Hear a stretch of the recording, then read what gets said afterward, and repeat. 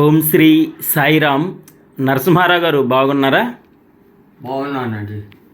అయితే మీరు పెదబొట్టు గారు యొక్క జీవిత చరిత్ర చెప్పినప్పుడు చాలామంది భక్తులు ఇంప్రెస్ అయ్యి మీ యొక్క జీవిత చరిత్ర కూడా చాలా చాలా విలువైనది, గ్రేట్ పర్సన్, ఆయన జీవిత చరిత్ర కూడా ఇంపార్టెంట్ పాయింట్స్ అప్లోడ్ చేయండి ప్లీజ్ అని చెప్తూ స్వామి మహాదర్శనాలు కూడా ప్రసాదించారు. హీఈస్ వెరీ గ్రేట్ పర్సన్, అనేక సేవలు చేశారు నరసింహ గారని భక్తుల కోరిక మేరకు నేను మళ్ళీ వచ్చాను సాయిరామ్ మీ దగ్గరికి.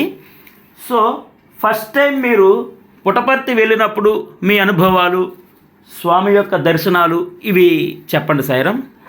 అలాగేనండి. నా పేరు కవిలిగ నరసింహరావు. బిఏబిఎల్ పాస్ అయ్యాను.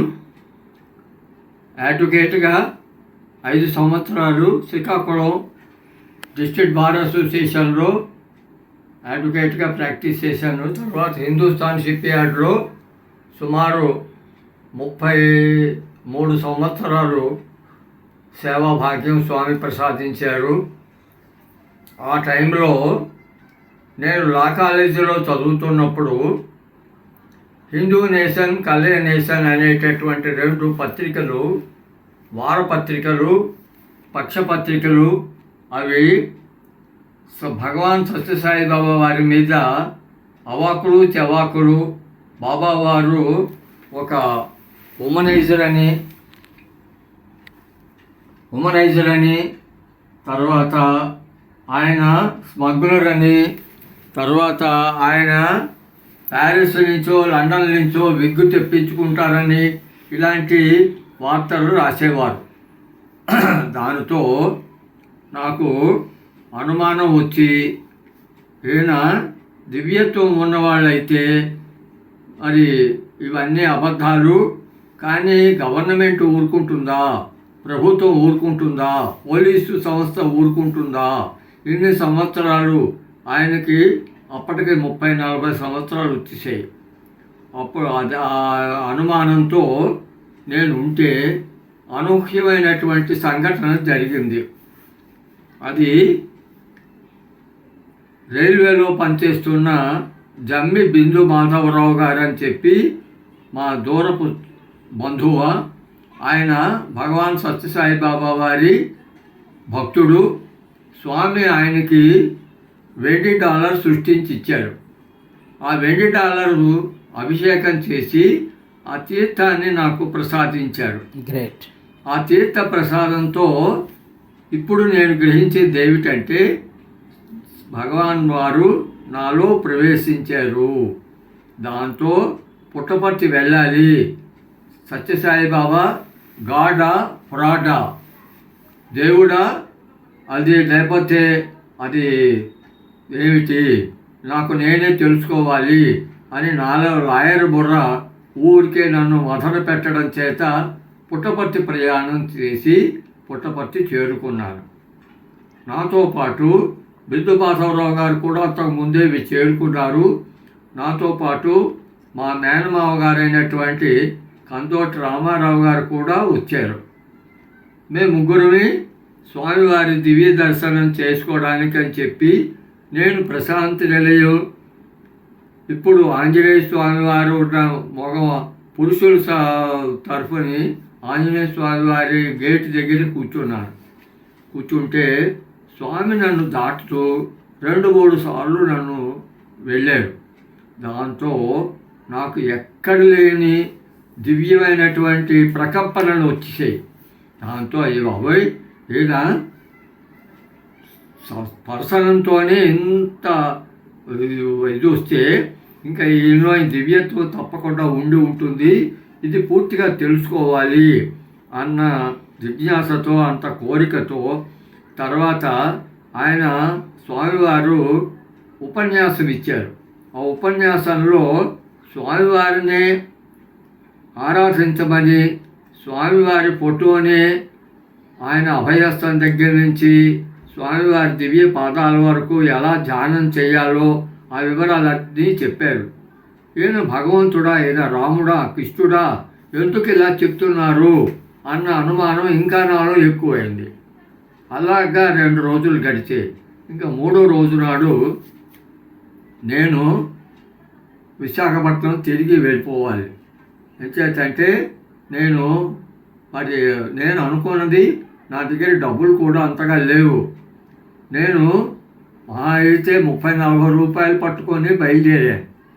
అప్పుడు అన్ని బస్ ఛార్జీలు, రైలు ఛార్జీలు అన్నీ కలిపితే 10-15 రూపాయల్లో విశాఖపట్నం నుంచి పుట్టపర్తి చేరుకొని వాళ్ళవే. ఇప్పుడు 1500-2000 అవుతోంది. అలాంటి పరిస్థితుల్లో స్వామివారిని తలుచుకుంటే ఆ స్వామివారు, మేము ఇప్పుడు పూర్ణచంద్ర హాల్ కాక లేదా సాయి కుల్వంతు కాక 1969 సంవత్సరం నవంబరు నెల పెద్ద షెడ్డు మాత్రమే ఉండేది. ఆ షెడ్డులో స్వామివారి దివ్య దర్శనం అందరికీ ప్రసాదిస్తున్నారు. సుమారు 15,000 మంది జనం కూర్చొని ఉన్నారు. మేము చాలా చెట్ట చివరిని మేము కూర్చున్నాం.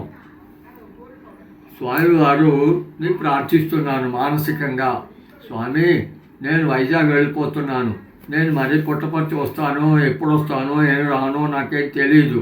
మీ యొక్క దివ్యత్వం, మీరు దైవత్వం ఏమిటి, నిజమైన దేవుడా, ఆ శ్రీకృష్ణ పరమాత్ముడా, లేకపోతే అప్పుడు సాయిబాబావే, షిరిడి సాయిబాబావే సత్య సాయిబాబాగా అవతరించారు అన్న విషయం నాకు తెలియదు. కాబట్టి ఎవరు మీరు, మీలో ఇంత దివ్యత్వం ఎలా వచ్చింది, ఈ వివరాలు తెలుసుకోవాలి అన్న తపనతో, అంత ఆవేదనతో ఎదురు చూస్తూ ఉంటే స్వామివారు తమ సింహాసనం నుంచి లేచారు. లేచి చిన్నగా హంస నడకతో మెల్లిగా నడుచుకుంటూ, ఎవ్వరికి పాద నమస్కారం ఇవ్వకుండా, ఎవ్వరి దగ్గర ఉత్తరాలు స్వీకరించకుండా అందరినీ ఆశీర్వదించుకుంటూ చిన్నగా ఒక 20 నిమిషాల తర్వాత నా దగ్గరికి వచ్చేసారు. నేను మఠం వేసి కూర్చున్నాను. స్వామివారి పాదాలు నా మఠం కిందకి వెళ్ళిపోయినాయి. అంటే నా పాదాల కిందకి స్వామివారి పాదాలు వెళ్ళిపోయినాయి. నేను గట్టిగా పాదాలు నొక్కితే స్వామి మరి నా దగ్గర నుంచి దూరంగా వెళ్ళలేరు. అలాంటి పరిస్థితుల్లో స్వామి ఉంటే నాలో ఎక్కడ లేనటువంటి మార్పు వచ్చింది. ఇక్కడ ఒళ్ళంతా చల్దరింపు, ఒళ్ళంతా పులకరింపు, ఒక రకమైనటువంటి ఎలక్ట్రిక్ షాకు, లేకపోతే మరి ఏమిటో నేను వర్ణించలేను, మాటలతో చెప్పలేను. వైబ్రేషన్. ఆ వైబ్రేషన్ రావడం వల్ల ఇలా కంఠమణి కంటి ధారలు కారిపోతున్నాయి. ఆ యొక్క దివ్య స్వరూపాన్ని చూడాలి అని స్వామివారి యొక్క శిరస్సు పక్క చూశాను. అబ్బోయ్, నేను వర్ణించలేను. నేను బాల్యం నుంచి భగవద్గీత బాగా చదవటం, నేర్చుకోవడం, ముఖ్యంగా విశ్వరూప సందర్శన యోగం అంటే 11వ అధ్యాయం చదవడం, దాని యొక్క వివరాలన్నీ నాకు బాగా బాల్యం నుంచి తెలిసి ఉండడం చేత స్వామివారి యొక్క శిరస్సు చూస్తే నాకు శిరస్సు దగ్గర విపరీతమైనటువంటి దివ్య కాంతి, నాకు దివ్య దర్శనం ప్రసాదించారు సాయి భగవానుడు. అది ఎలా ఉందంటే 11వ అధ్యాయంలో విశ్వరూప సందర్శన యోగంలో చెప్పినట్టు దివి సూర్య సహస్రస్య అంటే 1000 సూర్యులు ఒకేసారి దర్శనం ప్రసాదిస్తే ఎంత దివ్యంగా ఉంటుందో ఆ శ్రీకృష్ణ పరమాత్మ యొక్క దివ్య దర్శనం అంతలా ఉంటుంది అని అర్జునుడు సంజయుడు అర్థం చేసుకున్నటువంటి సంఘటన అదే టైంలో. అయితే సూర్యుడి యొక్క కాంతి కానీ, సూర్యుడి యొక్క వేడి కానీ, సూర్యుడి యొక్క జాజ్వల్యమైనటువంటి ప్రకాశం కానీ కాకుండా ఆ కాంతి అంతా కూడా అమృతపానంలాగా నాకు అనిపించింది. నాకు ఆ అమృతపానం ఎలా ఉందంటే నా శిరస్సు మీద ఇప్పుడంటే గుండె అయిపోయింది, కానీ అప్పుడు నాకు శిరస్సు మీద బాగా జుట్టు ఉండేది. జుట్టు మొనల దగ్గర నుంచి కాలి బొట్టకని వేలు వరకు కూడా ఆ దివ్య అమృతపానం ప్రతి అణువు కూడా నా శరీరం అంతా నేను అనుభవిస్తుండేటటువంటి అనుభూతి, ఆ భావన, ఆ యొక్క ఆ ఆనందం, ఆ సంతోషం అవన్నీ నాకు కలిగాయి. అయ్యో బాబోయ్, ఎంత చూసినా ఎంత కాంతి, ఎంత ఎంత దిగంతాలకు వ్యాపించిపోయినటువంటి ఆ దివ్య కాంతిని నేను వర్ణించలేను. ఆ చూసి ఆ ఏడ్చి వెనక్కి కొంచెం వెనక్కి జరిగి స్వామి పాదాల మీద నా శిరస్సు పెట్టి వెక్కి ఏడ్చి స్వామి పాదాల మీద పడ్డాను. పడ్డ తర్వాత అప్పుడు నాలో లాయర్ మేల్కొన్నాడు. నన్ను సత్యసాయిబాబా హిప్నటైజ్ చేస్తున్నారు, నన్ను మాయ చేస్తున్నారు, నన్ను మ్యాజిక్ చేస్తున్నారు, ఒక మ్యాజిషియన్ లాగా, ఒక హిప్నటైజ్ చేస్తున్నట్టుగా నాలో మార్పు తీసుకొస్తున్నారు. ఈయన యొక్క మాయలకి నేను వంగకూడదు, నీ యొక్క నిజతత్వం ఏదో గ్రహించాలి అన్న ఒక, అది దురాలోచన కాకపోవచ్చు, మంచి ఆలోచన చెప్పలేని నేను ఆ ఆలోచన వచ్చింది. దాంతో నేను సామాన్యమైనటువంటి పరిస్థితికి రావడానికి అతి ప్రయత్నం చేసి మళ్ళీ శిరస్సు ఎత్తి ఆ స్వామివారి యొక్క మొత్తం దివ్యమంగళ స్వరూపాన్ని అంతటినీ చూస్తే నేను మొట్టమొదటి ఏదైతే చూశానో ఆ దివ్య మనోహరమైనటువంటి కాంతి, దిగంతాలకు వ్యాపించినటువంటి అమృతప్రాయమైనటువంటి కాంతి, మరి వెనలేనటువంటి విలువ కట్టలేనటువంటి ఆ దివ్య దర్శనం, అది విశ్వరూప సందర్శనం తెలీదు. నేను అర్జునుడు, మరి నేను అప్పటి వరకు కూడా అర్జునుడిని కాదు. అలాంటి దుర్జనుడైనటువంటి నాకు ఆ సాయి భగవానుడు అపారమైన ప్రేమతో, దయతో, కరుణతో నాకు తమ దివ్య దర్శనాన్ని ప్రసాదించారు. ఆ దివ్య దర్శనం తాలూకు భావన సుమారు 3 మాసాలు నాలో ఉండి, ఏది చూసినా స్వామే, ఏది చూసినా సత్యసాయిబాబావే అనేటటువంటి భావన నాలో విపరీతమైన వైరాగ్యం వచ్చి నా భార్యని, నా కుటుంబాన్ని విడిచిపెట్టి ఎక్కడికో వెళ్ళిపోవాలి, ఏదో చేసేయాలి, ఏదో సాధించాలి, ఏదో తపస్సు, మరి ఏదో చెయ్యాలి అనేటటువంటి భావనలో ఉంటే, అప్పుడు బాబావారి పుస్తకాలు కొంచెం 1-2 పుస్తకాలు చదివితే, సంసారం విడిచిపెట్టకూడదు, ప్రపంచంలో ఉంటూనే దీనిని తామరాకు మీద నీటి బొట్టులాగా మనం ఉండకుండా మళ్ళీ ఆ బురదలోనే ఉండాలి, ఆ సంసారంలో బురదలో ఉంటూ మన యొక్క కార్యక్రమాన్ని నిర్వహించుకోవాలి అన్న మాట అర్థం చేసుకొని నన్ను నేను కంట్రోల్ చేసుకొని నా జీవితాన్ని కంటిన్యూ చేసుకొని ఇంకా వెనక్కి తిరిగి చూడకుండా ఇంకా సేవాదళంగా, ఇంకా స్టడీ సర్కిల్గా, ఇంకా బాల వికాస్గా, ఒక నగర సంకీర్తనగా, ఒక మరి ఆధ్యాత్మికమైనటువంటి కార్యక్రమాలు ఏవైతే ఉన్నాయో, ఇంకా అర్చనలు, పూజలు ఇవన్నీ ప్రారంభం చేశాను. గ్రేట్ అండి, చాలా అద్భుతమైన దర్శనం ఇచ్చారండి. ఇది ఎన్నో జన్మల పూర్వజన్మ సుకృతం. మాకు కూడా చాలా ఆనందంగా అనిపించింది. మీలో కలిగిన మార్పులు, పుట్టపర్తిలో మీరు పాల్గొన్న మొట్టమొదటి సేవలు. నేను ఇందాకలా మనవి చేసినట్టు నాలో విపరీతమైనటువంటి మార్పు. నేటి చూసిన, ఎంత చేసినా స్వామికి తక్కువే చేశాము. ఎంత బాల వికాస్ క్లాసులు తీసుకున్నా, ఎంత నగర సంకీర్తన చేసినా, ఎంత పూజలు చేసినా ఇవంతా చాలా స్వల్పం. సాక్షాత్తు పరమాత్ముడు, సాక్షాత్తు శ్రీమన్నారాయణుడు, వైకుంఠవాసి అయినటువంటి ఆ జగన్నాథుడు, ఆ పరమేశ్వరుడు, కైలాసవాసి అయినటువంటి ఆ పరమేశ్వరుడే సత్యసాయి భగవానుడు అన్న దివ్యమైనటువంటి భావనతో, దానితో పాటు నాకు అప్పుడే పుట్టపర్తి వెళ్ళడం, పుట్టపర్తిలో నేను కొంచెం కొంచెం చిన్న చిన్న సేవల్లో పాల్గొనడం ప్రారంభం చేశాను. అది 1970వ సంవత్సరం. అంటే 1969లో నాకు ఈ దివ్య దర్శనం ప్రసాదించిన తర్వాత మరుసటి సంవత్సరం నేను దసరాలు అనుకుంటాను వచ్చాను, పుట్టపర్తి వచ్చాను. ఆ మొట్టమొదటి సేవా భాగ్యం నాకు ఎలా లభ్యమైందంటే, అప్పుడు కొన్ని వేల మందికి గ్రామస్తులకి స్వామి నారాయణ సేవ చేసేవారు. ఆ నారాయణ సేవలో నేను పాల్గొనేటటువంటి భాగ్యం కలిగింది.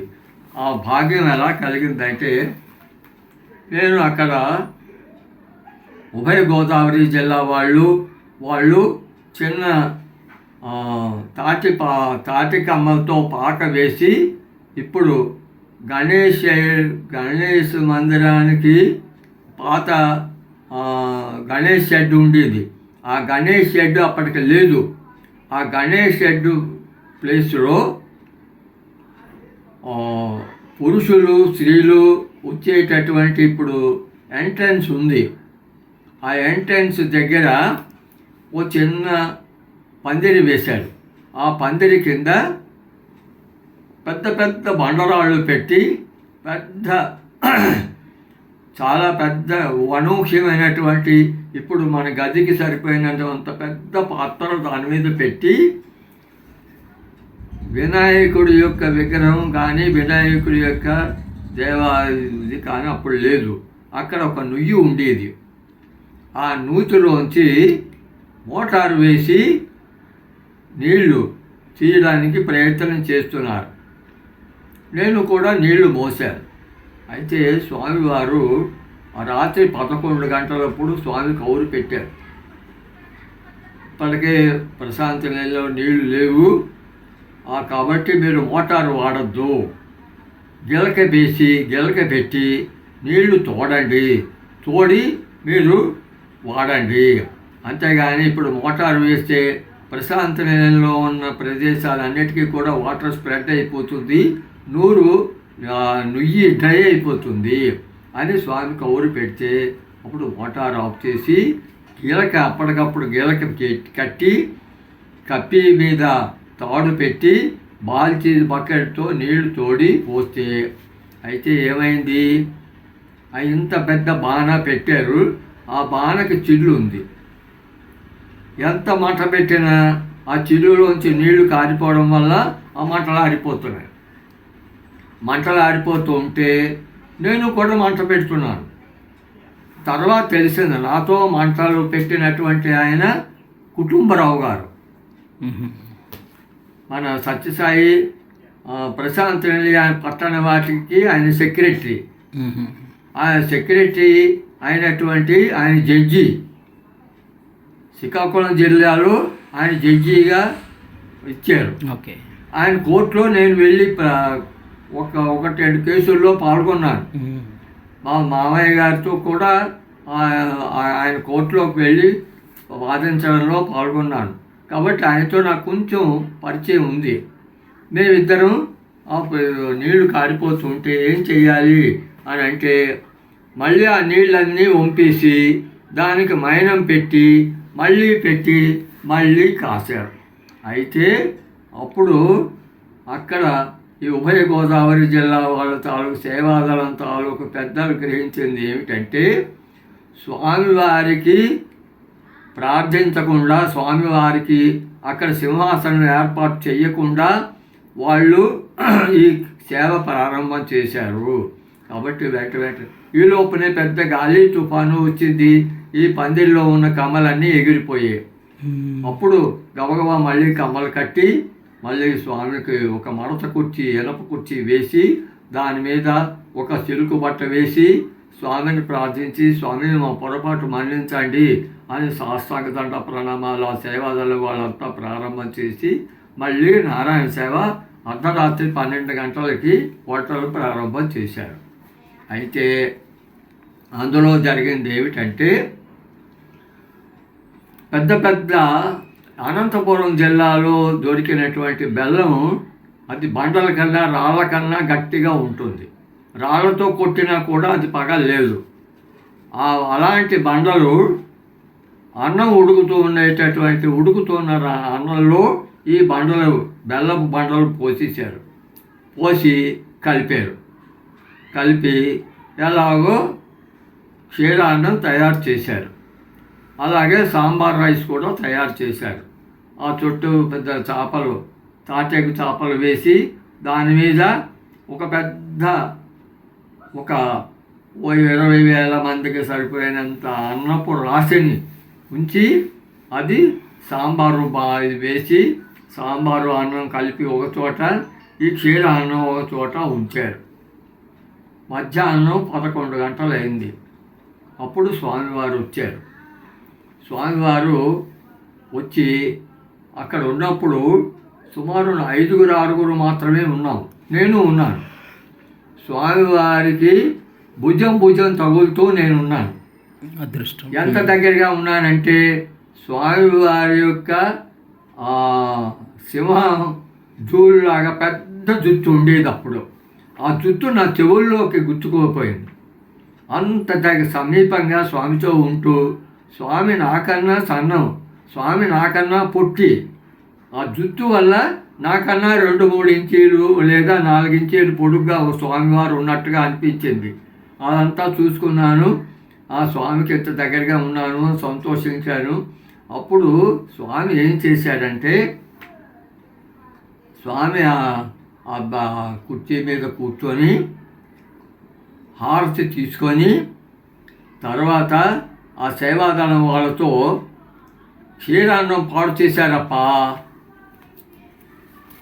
బండలు అయిపోయింది అంటే, స్వామిని మన్నించండి స్వామి అని వీళ్ళు కళ్ళనీళ్ళు పెట్టుకొని సేవాదళం బాధపడ్డది, నమస్కారం పెట్టి నిలబడ్డారు. అప్పుడు స్వామి ఏం చేశాడంటే, బకెట్లోంచి ఈ బాణలోంచి, క్షీరాన్నం బాణలోంచి 2-3 బకెట్లు తీసుకురండి అంటే 2-3 బకెట్లు స్వామివారికి తీసుకొచ్చారు. అప్పుడు నేను చూస్తుండగానే నా పక్కనే స్వామివారు 2 దోశలకి పట్టినటువంటి పెద్ద ఇంత విభూతిని, అంటే సుమారు 1/2 కేజీ పైగా ఉంటుంది, అంత విభూతిని స్వామివారు సృష్టించి ఈ బకెట్లో వేశారు. బకెట్లో వేసి ఇది ఆ బాణల్లో, ఆ క్షీరాన్న బాణలో కలపమన్నారు. అలా చేశారు. చేసిన తర్వాత స్వామివారే స్వయంగా ప్రతి వారికి వడ్డన చేశారు. గ్రేట్. చివరి మనిషి వరకు కూడా, చివరి నారాయణుడి వరకు కూడా స్వామివారే వడ్డన చేశారు. ఆ వడ్డన చేస్తున్నటువంటి భాగ్యంలో నేను కూడా స్వామివారి వెంట ఆ బకెట్లు పట్టుకొని, క్షీరాన్నం బకెట్లు లేదా సాంబార్ బకెట్లు స్వామివారి వెంట పట్టుకునే భాగ్యాన్ని, అదృష్టాన్ని అది నాకు స్వామి ప్రసాదించారు. ఆ తర్వాత నారాయణ సేవ సుమారు 12 గంటల తర్వాత అయిపోయింది. అప్పుడు నేను మా అమ్మగారు కూడా వచ్చాం. అప్పుడు మా అమ్మగారు ఏమిటన్నారంటే, బాల్యంలో నా పేరు కుప్పు, ఒరే కుప్పు, నువ్వు స్వామివారి ప్రసాదం పట్టుకురా, మనం తిందాము, ఎలా ఉందో చూద్దాము అని ఒక ఖాళీ హార్లిక్ సీసా, గాజు సీసా ఇచ్చింది. ఆ గాజు సీసాలోకి ఈ క్షీరాన్నం తీసుకొచ్చి మేము భోజనం చేస్తున్నప్పుడు, మేము క్యాంటీన్లో భోజనం చేస్తున్నప్పుడు ఈ క్షీరాన్నం తిన్నాం. అబ్బా, నేను వర్ణించలేను, అమృతప్రాయం, ఎంత మధురంగా ఉందో, ఎంత దివ్యంగా ఉందో నేను వర్ణించలేను.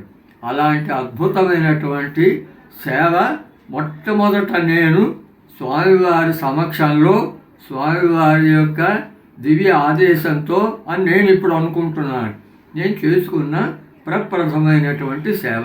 జై సాయిరాం. చాలా చాలా అదృష్టం సాయిరాం. విశాఖపట్నం సత్యసాయి సేవా సంస్థల్లో మెంబర్షిప్ గురించి చెప్పండి సాయిరాం. నేను అప్పుడు కోరమండల్ ఫ్యాక్టరీకి ఎదురుగుండా యారోలా పార్క్ అని చెప్పి ఉండేది. అది petroleum corporation, Hindustan petroleum corporation తాలూకు చమురు శుద్ధి కార్యక్రమం, పెట్రోలియం రిఫైనింగ్ ఇండస్ట్రీ. ఆ ఇండస్ట్రీకి వాళ్ళ తాలూకు స్టాఫ్కి యారోలా పార్కులో ఉండేవి. యారోలా పార్కులో ప్రతి సోమవారం, ప్రతి శుక్రవారం భజనలు, సేవా కార్యక్రమాలు వాళ్ళు చేసేవారు. ఆ సేవా కార్యక్రమం, ఆ భజనలు మొట్టమొదటి నేను పాల్గొన్న భజనలు యారోలా పార్కులో చాలా చక్కగా పాడేవాళ్ళు. మరి ఒక ఆమె జానకి గారని చెప్పి చాలా అద్భుతమైన గొంతుగా, చాలా మంచి మంచి పాటలు చాలా బాగా పాడేవారు. అక్కడికి మరి సమితి సెక్రటరీ గారైనటువంటి ఆయన ఎక్కిరాల కృష్ణమాచార్య గారిని తీసుకొచ్చి సోమవారం, మంగళవారం నాకు గుర్తులేదు, వారి యొక్క హోమియోపతి సేవలు, ఆయన హోమియోపతి పేషెంట్లకి హోమియోపతి మందులు ఇచ్చేవారు. తర్వాత శుక్రవారం అనుకుంటాను, శుక్రవారం ఆయన దివ్య ఉపన్యాసాలు ఇచ్చేవారు. అప్పుడు ఆయన, ఆ సెక్రటరీ గారు నా యొక్క తపన చూసి, నా యొక్క అన్నిట్లోనూ నేను పాల్గొనడం చూసి నన్ను సమితిలో, అప్పుడు సత్యసాయి సేవా సమితి అని విశాఖపట్నంలో ఉండేది, అందులో 25 మంది సభ్యులు. ఆ 25 మంది సభ్యుల్లో నన్ను ఒక సభ్యుడుగా ఈయన నన్ను పరిచయం చేసి నన్ను అందులో మెంబర్గా చేర్చారు. అది గ్రేట్ అండి. సేవలో పాల్గొనడం చాలా చాలా చాలా అదృష్టం, స్వామి బ్లెస్సింగ్స్. మీరు టోటల్గా ఎన్ని సంవత్సరాలు స్వామి సేవలో ఉన్నారు సాయిరాం? నేను సుమారు 1969లో నాకు స్వామివారి దివ్య దర్శనం ప్రసాదించిన తర్వాత 1970 నుంచి ఏకంగా బాల వికాసు, తర్వాత సేవాదళం, తర్వాత 1970 చివరికి నేను సేవాదళ ఇన్ఛార్జిగా, అంటే మొత్తం విశాఖపట్నం పురుష సేవాదళ విభాగానికి సేవాదళ కన్వీనర్గా నన్ను సమితి వారు నియమించడం, ఆ సేవల్లో సుమారు 18 సంవత్సరాలు అనుకుంటాను నేను కొనసాగాను. ఆ తర్వాత బాల వికాస్ గురువుగా, బాల వికాస్ గురువు ట్రైనర్గా, బాల వికాస్ ప్రీ సేవాదళ గురువుగా, తర్వాత బాల వికాస్ టీచర్స్ ట్రైనర్గా నేను పాల్గొనేటటువంటి భాగ్యం, అదృష్టం స్వామి నాకు ప్రసాదించారు. ఆ తర్వాత అలాగానే విశాఖపట్నంలోనే కాకుండా శ్రీకాకుళం, విజయనగరం జిల్లాల్లో జరిగేటటువంటి అన్ని బాల వికాస్ కార్యక్రమాలకి, గ్రామాల్లో జరిగే కార్యక్రమాలు అన్నిటికీ కూడా నన్ను నేను పాల్గొనే భాగ్యం నాకు ప్రసాదించారు. రోహిణి అమ్మగారు, ఆవిడ డిస్ట్రిక్ట్ బాల వికాస్ కోఆర్డినేటర్ విశాఖపట్నం, ఆమె నాకు మంచి ప్రోత్సాహం ఇచ్చి, అన్నయ్య గారు మీరు ప్రతి దాంట్లోనూ మీరు ఉండాలి అని నన్ను తప్పకుండా నాకు ప్రోత్సాహం ఇచ్చి నాకు అవకాశం కల్పించేవారు. అలాగానే పుట్టపర్తిలోను, హైదరాబాదులోను, మరి మెడ్రాస్లోను, ఆ తర్వాత కొత్తగా ఢిల్లీలో కూడా జరిగినటువంటి బాల వికాస్ ఆల్ ఇండియా సమ్మేళనాల్లో పాల్గొనేటటువంటి డెలిగేట్గా పాల్గొనేటటువంటి భాగ్యం నాకు స్వామి ప్రసాదించారు. ఆ తర్వాత రాజమండ్రిలో ఆల్ ఇండియా కాన్ఫరెన్స్ జరుగుతున్నప్పుడు నేను బాల వికాస్ గురువుగా, సేవాదళ కన్వీనర్గా, తర్వాత స్టడీ సర్కిల్ ఇన్ఛార్జిగా నాకు 3 భాగాల్లో డెలిగేట్గా నాకు రావడం, రాజమండ్రిలో అది 1974 సంవత్సరం, అప్పుడు అందులో పాల్గొనేటటువంటి భాగ్యం. కానీ ఎన్ని సేవలు చేసినా, ఎన్ని విధాలుగా నేను చేసినా, ఇంకా నేను ఏదో చేయలేదు, ఇంకా స్వామికి నేను కృతజ్ఞత చెప్పలేదు, నాలో ఆ తపన, నాలో ఆవేదన, ఇంకా ఎక్కువ చేయాలి, పారవస్యం ఇంకా మరి కుటుంబం లేదు, పిల్లలు లేదు, ఉద్యోగం లేదు. అలాగా నేను ఇన్వాల్వ్ అయ్యాను. మొత్తం సేవలకి డెడికేట్ అయిపోయారు ఫుల్గా. అంకితం అయ్యేటటువంటి భాగ్యం, ఐక్యతం అయ్యాను అని అనుకుంటున్నాను. చాలా గ్రేట్ సాయిరామ్. అయితే ఇన్ని సేవలు చేయడం వల్ల మీకు పిల్లలకి కూడా స్వామి ఆశీస్సులు ఉంటాయి. ఆ పిల్లల్ని ఏ విధంగా రక్షించడం కానీ ఇలాంటివి ఏమైనా జరిగాయా? ఆపదలో రక్షించడాలు ఇలాంటివి ఏమైనా జరిగాయా పిల్లలకి? భగవాన్ సత్యసాయి బాబా వారి దివ్య కృప, ప్రేమ, అనుగ్రహం, ఆశీర్వచనం, దయ, కరుణకి అంతు లేదు, అనంతం. ఆయన ఎంత దయామయుడు అంటే, ఒక చిన్న ఉదాహరణ. నాకు 2 మగ పిల్లలు. ఆ తర్వాత స్వామివారి యొక్క వరప్రసాదం ఒక అమ్మాయి. మా పెద్ద అబ్బాయి పేరు కవిలిగ రామకృష్ణారావు, రెండో అబ్బాయి పేరు కవిలిగ సాయి కాంతారావు, అమ్మాయి పేరు సాయి లత. వీరు ముగ్గురికి అనేకమైనటువంటి ఆపదలు, ప్రమాదాలు జరిగాయి. అవన్నీ చెప్పాలి అంటే చాలా పెద్ద ఎపిసోడ్ అవుతుంది. కానీ క్లుప్తంగా కొద్దిగా మాత్రమే నేను మనవి చేస్తాను. ఏమిటంటే, మా అమ్మాయికి చాలా బాల్యంలో, అంటే సుమారు 7 సంవత్సరాల లోపే డీహైడ్రేషన్ వచ్చేసింది. కింగ్ జార్జి హాస్పిటల్కి తీసుకువెళ్తే అప్పటికే తోటకూర కారణలాగా అయిపోయింది.